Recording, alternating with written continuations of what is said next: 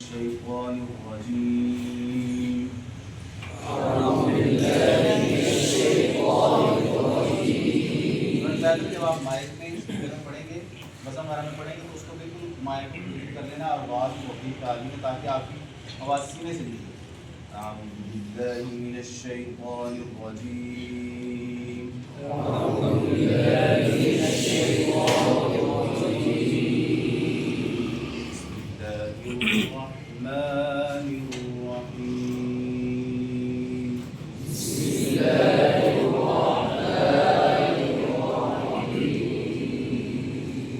إن للمتقين مفازا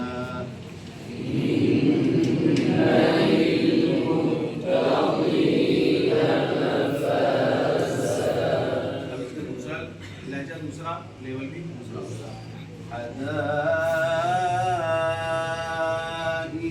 वअعنابا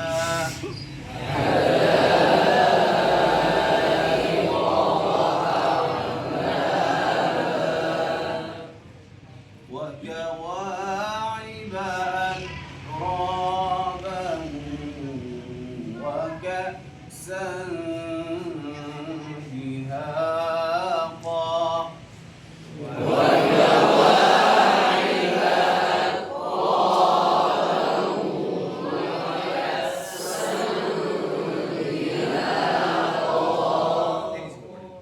وكواعب أترابا وكأسا دهاقا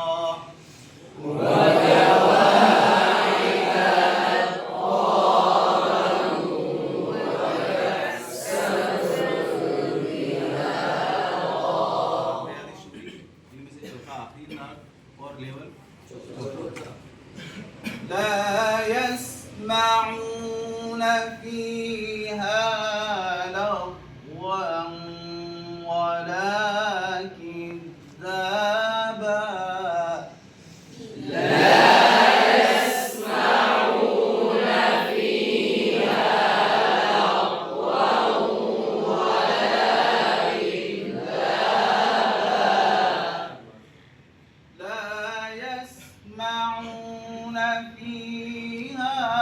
لغوا ولا كذابا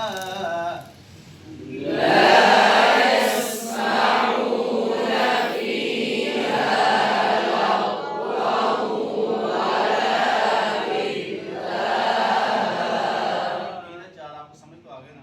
इसकी जितनी प्रैक्टिस करेंगे आपको उतनी ज़्यादा इसमें मजबूती पैदा होगी। और पांचवा जो है ना इसमें सांस वो भी उसको ऐसे ही पढ़ना है जैसे ही हम तिलावत को खत्म करते हैं। तिलावत खत्म करनी नहीं लेकिन उसमें सदक़ुल्लाह क्या है कि आपको कहूँ आपको लगेगा जैसे तिलावत क्या होगी खत्म करेगा। पांचवी आयत को ऐसे हमने पढ़ना है जैसे तिलावत खत्म जज़ाअन मिन रब्बिक अताअन हिसाबा सदक़ल्लाह। अब खत्म करनी लेकिन फिर मैं दो पढ़ता हूँ फिर आप पढ़ें। जज़ाअन मिन रब्बिक अताअन हिसाबा